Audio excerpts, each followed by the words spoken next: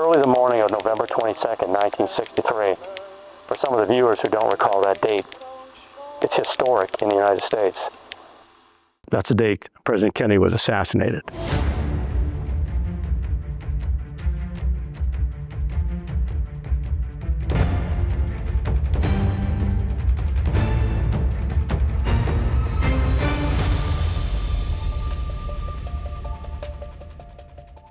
One of my first cases as a young, fearless attorney at the time was to represent a Fort Myers Beach fishing captain who went down to Mariel Harbor, Cuba, to pick up a relative and was confronted by machine gun-toting Cuban soldiers who ordered 161 people onto his fishing boat. He came back to Fort Myers Beach and was charged by the U.S. government with bringing in illegal undocumented aliens, $1,000 per head. And I was able to establish, at least for his benefit, a defense to defeat the Department of Justice and indicate that he was entitled to do that based upon President Carter inviting everyone to come to our shores, and further, being forced to bring in aliens against his own desires, which was to bring in one resident instead of bringing in 161. So I felt pretty good about that. Right after that, I was contacted by the attorney that represented a gentleman by the name of Charlie Long. Charlie Long was somewhat of an infamous character in Southwest Florida. He was a major marijuana smuggler, was convicted and was sentenced to federal prison, and ended up at the Federal Correctional Institute in Talladega, Alabama. His cellmate was Joseph G. Helmick, my future client and convicted Soviet spy. The attorney that represented Charlie Long asked me if I would represent or go down at least meet Joseph Helmick, and I thought it'd be fine. So I ended up driving up to Talladega, Alabama after scheduling an interview with Mr. Helmick and met him at the Federal Correctional Institute. And everything that I heard about him in my research to prepare for, none of it was true. I was told Joseph George Helmick was a convicted Soviet spy, a 9th grade dropout who passed 2 bad checks and was so desperate that he turned to a life of crime by committing treason against the United States and surrendering top secrets to the Soviets. None of that was true, other than the fact that he did deliver top secrets to the Soviets. One of the things I always do in an interview is try to size up the other side, because oftentimes what a person says is not quite as important as how they say it and what they look like with their body language.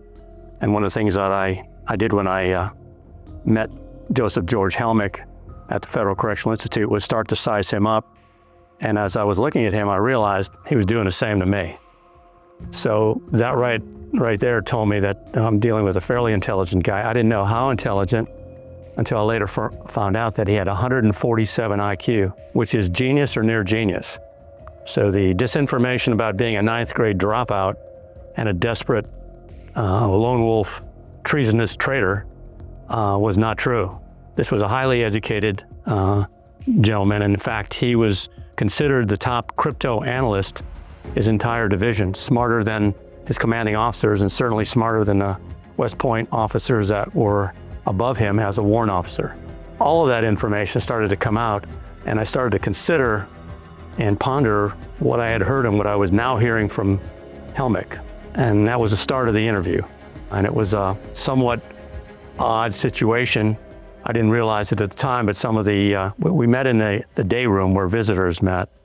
And as I walked into the room before I met Helmick, I started looking around at some of the tables, and there were some pretty tough-looking guys in that room. I didn't realize it at the time, but those were the same Marielitos that came in on the Mariel Harbor boat lift. They were imprisoned at Talladega to be deported back to Cuba. If you recall, perhaps some of the circumstances was when President Carter opened the doors for immigration to freedom-loving Cubans, he didn't realize that Castro would take advantage of his missteps.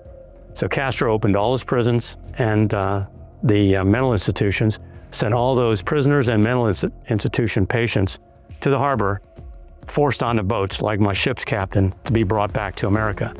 Think about Scarface in the movie. When you see him under I-95 and all those prisoners, well, a lot of them were sitting in that room.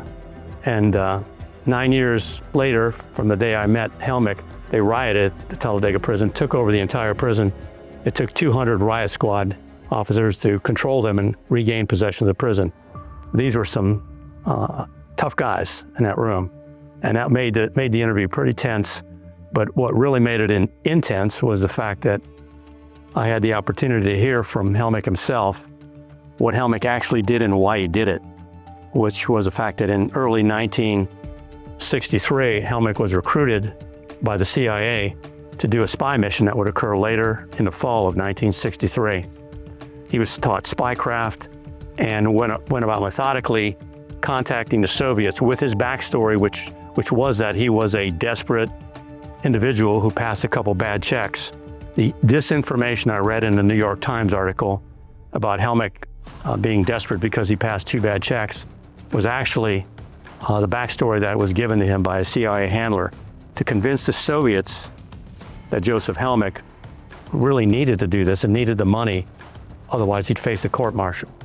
That was his backstory, because after I considered what took place, I thought about it, and the story is just hard to believe, but people bought it, that you pass 2 bad checks, so your default position is you go ahead and become a Soviet spy. That's the story that the US government passed off about Joseph Helmick, and it wasn't true. But in any event, he was taught spycraft during 1963.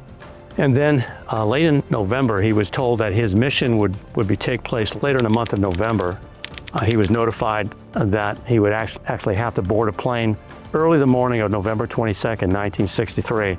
And for some of the viewers who don't recall that date, it's historic in the United States. That's the date President Kennedy was assassinated.